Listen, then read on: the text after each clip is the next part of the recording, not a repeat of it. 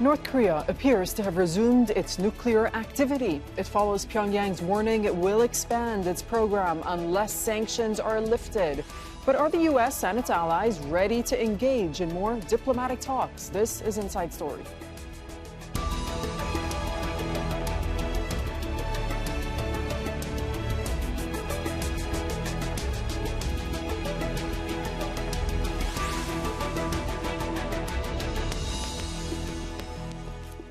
Hello and welcome to the program. I'm Dareen Abughaida. The UN nuclear watchdog says North Korea has restarted its main nuclear reactor. The International Atomic Energy Agency released a report saying it has observed evidence of cooling water from the plant, indicating it's in use. The 5-megawatt reactor is capable of producing weapons-grade plutonium. That's one of the crucial elements needed to build nuclear weapons. The finding poses yet another challenge for the U.S. and its goal of denuclearizing the Korean peninsula. Some analysts believe it may be a tactic for future talks with the Biden administration. But will it work? We'll bring in our guests in a moment, but first, this report from Andrew Chappell. Without inspectors in North Korea, the IAEA relies on satellite images. Using these, it says, it's detected a discharge of cooling water at the main nuclear plant in Yongbyon, and that suggests the reactor is operating.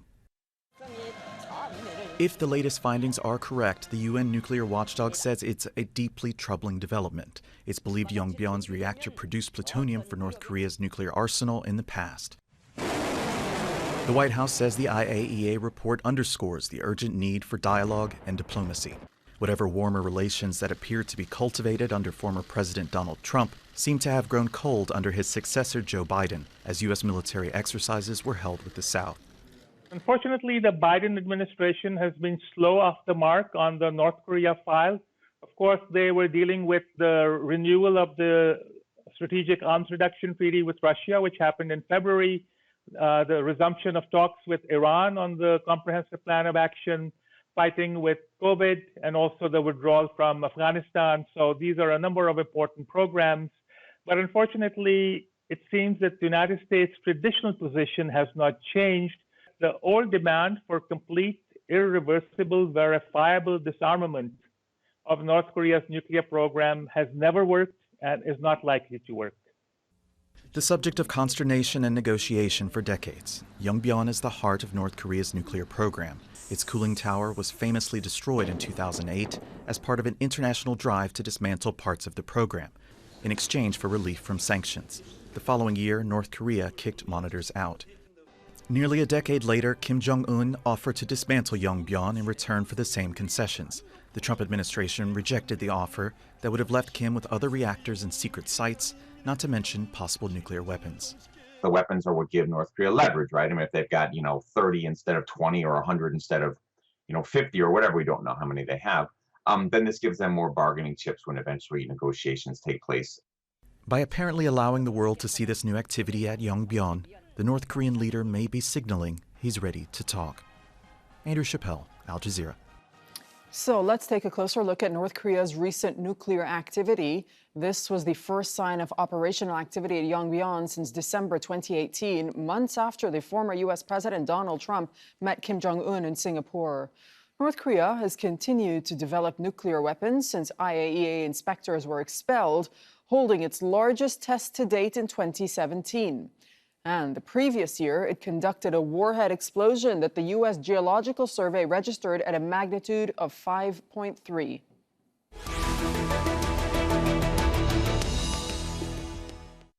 Let's bring in our guests now. Joining us from Stuttgart, Germany is Se-Woong Koo, who's the publisher of Korea Expose, a newsletter on contemporary Korean affairs. In Seoul, June Park, a Fung Global Fellow at Princeton University. And in Singapore, Graham Ong-Webb, who's a defense analyst and research fellow at Nanyang Technological University. Thanks for joining us. Welcome to you all. Graham, if this report is correct, if it's anything to go by, these are the first signs of operation to be spotted since late 2018. What is the message that Kim Jong-un is sending out? Well, it's clearly a signal coming out from the Kim regime that they want to be noticed once again, because I think they have been ignored for some while. There is a lot of strategic movement going on in line with the Biden administration's series of policies, dealing with foreign affairs and with defense issues. And I think the North Koreans have a concern about being left out, particularly at a time when we're seeing a withdrawal of U.S. forces from Afghanistan, a pivoting of U.S. interests into the Asia Pacific, and also with the discussion of a possible back to the table talks with the Iranians on the nuclear deal.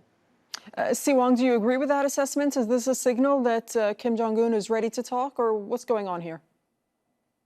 Absolutely. We have been seeing a series of developments out of North Korea that clearly suggest that Pyongyang has become very impatient with the state of the process. We have seen change in the language used by the North Korean state media with regard to South Korea. It's definitely become more hostile, aggressive. We have also seen remarks coming from Kim Yo-jong, the sister of Kim Jong-un, belittling South Korea to the point that the South Korean media and public have observed it with quite some alarm. And as many North Korea experts know, when North Korea starts to engage in activities around Yongbyon, this is a very clear signal that it wants to get a response. The only thing worse that they could perhaps do at this point is certainly conducting another nuclear experiment. The last time it did was in 2017, and I wouldn't be surprised that we actually see that happening again. Okay, important points raised. We'll get onto all of those in a moment. But first, let's drill down a little bit more on this particular UN report. In June Park, the UN is describing this as deeply disturbing, deeply troubling, excuse me. Can you tell us what exactly the discharge of cooling water indicates? Well, basically, the fact that the reactor is under operation now indicates that it is going against UN sanctions, and it is clear to many observers on North Korea that what's happening inside North Korea with regard to the premises of denuclearization is not really built on something that is trustworthy for the South Korean side or the American side. And June, there are also indications, according to the UN report, of mining and concentration activities at a uranium mine and plant, as well as activity of a suspected enrichment facility. How significant are those? Well, the enrichment facilities, if they are activated, then they're surely against the UN Security Council sanctions guidelines. And so if that is the case, then there has to be an emergency meeting that should be convened at the Security Council. Right now, it seems to be the case that there is a huge concentration, not just by the international media, but the U.S. government per se, just on Afghanistan. So it'll take time for these kinds of attention to be paid to the North Korean issue. All right, Graham, the response by the international community, what do you expect it to be? Because the UN is also describing this as a, quote, clear violation of relevant UN Security Council resolutions. And what they're saying is this is deeply regrettable. So do you agree with June that some sort of meeting should be held and might be held?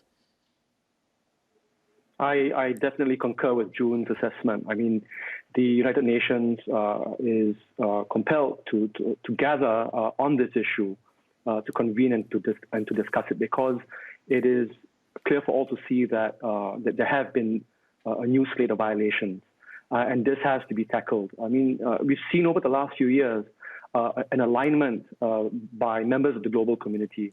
First of all, in general terms, on the proliferation of nuclear weapons. But secondly, in particular, states of concern, North Korea and Iran, fall in this category. And I think the North Korean regime has gone pretty far in its nuclear development program, its weapons program. We've seen some headway, some constructive results a couple of years back, but a lot of that has unraveled over the last 18 to 24 months. And I think it is time for the community to gather, and it will gather to put a backstop to this, but taking into mind a host of other global issues that need to be tabled and discussed at the UN level. And so we're seeing a bit of a backlog here, but one is hoping that I think that it's going to be a little bit more responsiveness, because the North Koreans aren't going to wait for the rest of us. They're just going to chug ahead and continue to develop these nuclear weapons for a range of political reasons. Right. And Graham, I mean, some people are saying that the North Koreans are moving to expand its current arsenal with the current moves on the ground. Is that a safe assessment to make? Definitely. I mean, there is enough. Of course, it's still a black box, North Korea. I mean, what's going on the ground, because we don't have, experts and observers in the country to report on what's going on with a great degree of fidelity. But nevertheless, there are significant indications that the North Korean regime, Mr. Kim Jong-un, is pressing ahead with a range of military and nuclear weapons-related developments. And we've seen that happen over the last 18 months. And it's expanding as we speak, and it needs to be curtailed. That's just it, June. A point that Graham was just saying, that the IAEA has had no access to North Korea since Pyongyang kicked out the inspectors back in 2009. So everything is monitored really through satellite imagery. So does this mean that things perhaps could be underreported and we actually don't know what's really going on? It's difficult to ascertain what's going on in the country. But according to the report that was released, it seems to be the case that the activation has started since July. And if that's the case, even if there's satellite imagery, there's enough of a case to be made at the Security Council, and not just at the global community level, but by bilateral levels between the U.S. and South Korea as well. And what's really alarming is that the South Korean government has not been alert to this. They had been watching the changes in the satellite imagery. They had been receiving the reports, but they haven't actually alerted the public about these developments. And it only came to light after the U.S. pulled out of Afghanistan. It's the perfect timing for North Korea. Se-Woong, you were mentioning a moment ago that the last nuclear test was back in 2017. So do you think that the North Koreans are now on the path to conducting another one with the revelations from the ground?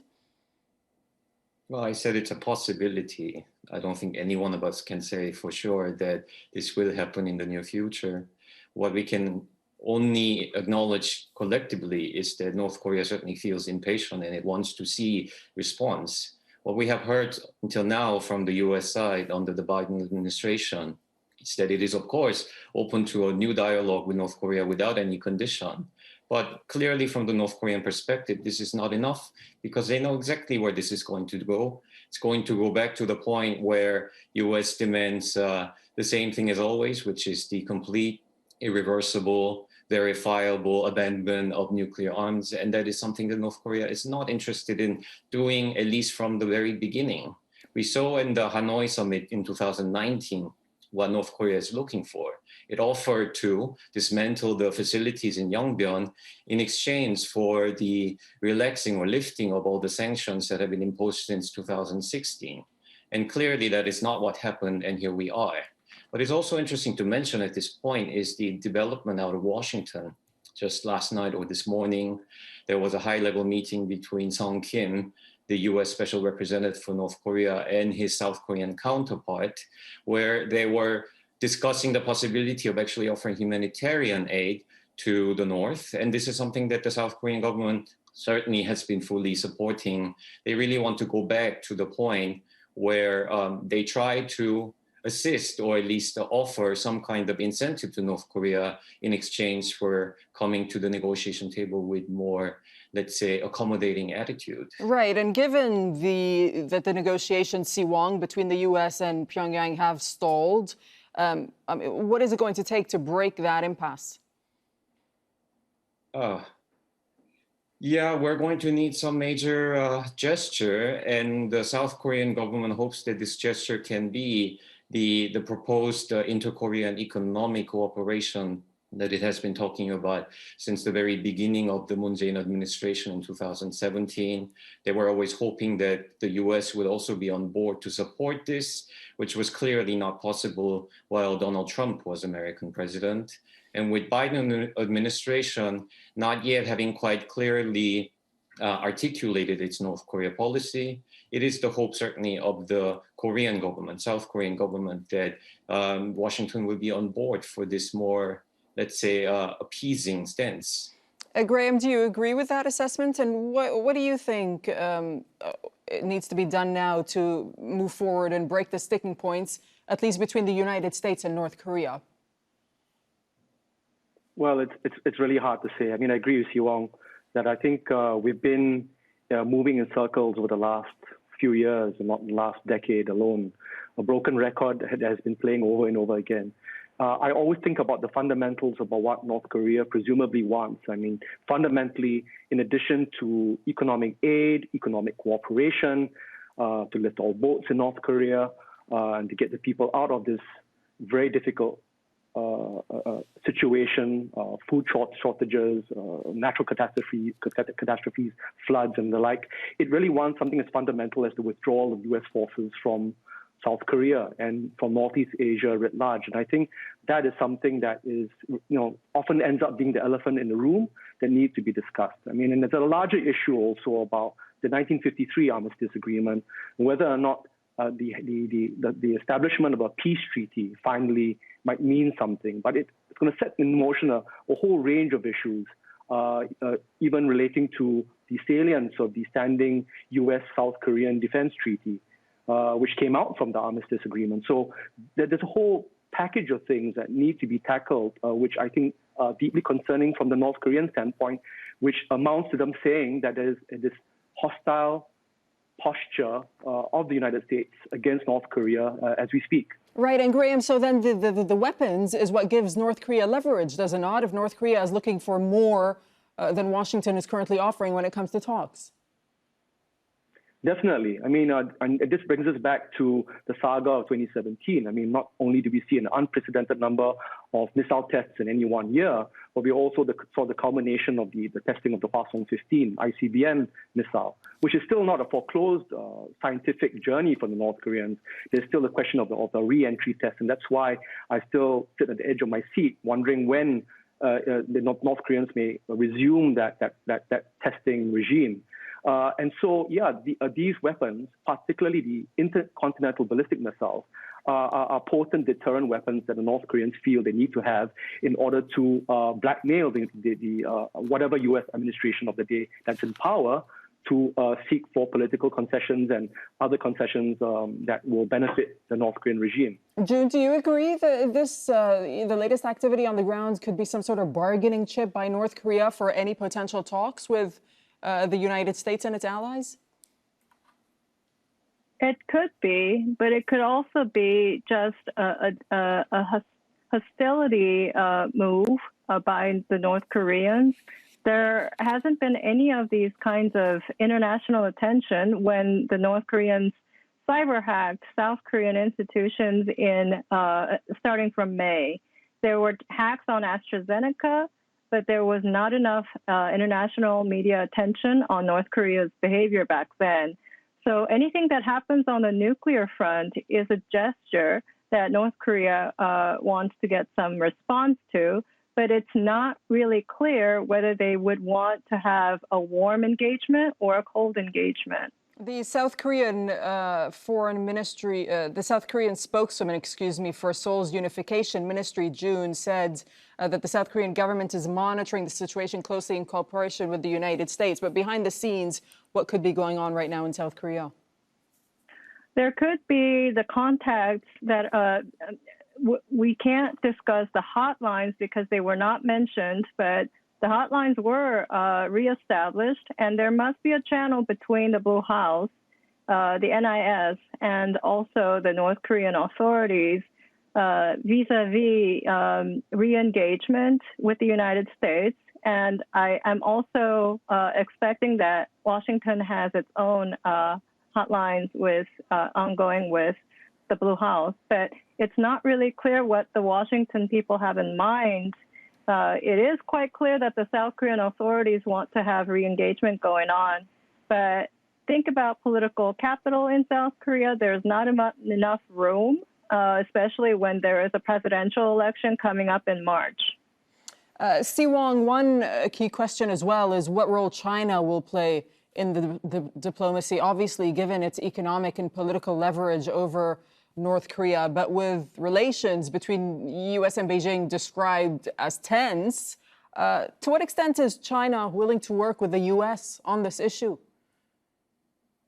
Yeah, that is a very good question because China is always involved in some aspect of the denuclearization process, whether it's because China is helping to prop up North Korea or whether because China is helping North Korea avoid some aspects of these sanctions. And also China perhaps has the key to making sure denuclearization actually takes place because it is the most important partner for North Korea on the international stage. And that's the reason why many experts in South Korea also demand that any kind of future negotiation with North Korea involving the US must also involve South Korea as well as China. The question is, getting China to support any aspect of the negotiation would imply that the US needs to make some concession. And given this current geopolitical circumstance in which China and the US have been at odds for such a long time already, can we really count on that situation to happen? More importantly, as Graham had mentioned earlier, if North Korea wants the US forces in South Korea to indeed withdraw, but for US, this is not just about North Korea.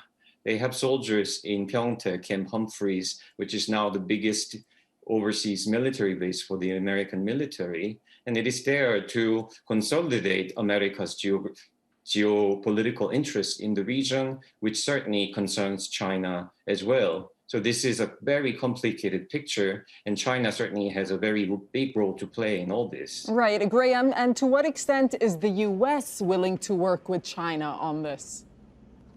In my assessment, I think it remains to be seen. I think front and center right now, there are a range of issues that pertain directly to Beijing and Washington that need working out in terms of the ongoing trade war, the ongoing war over technological development and access to technology, the ongoing disputes over the perimeter across the South China Sea and the East China Sea. And I think that's immediate for both sides. So I think it remains to be seen the amount of bandwidth that's going to be portioned to dealing with the North Korean issue. So I really can't say right now, but let's see what happens. Right. Jude, if talks don't take place in the short-term future, at least, what does this mean for the future of denuclearization? Denuclearization was only a political slogan during the Singapore and Hanoi summits.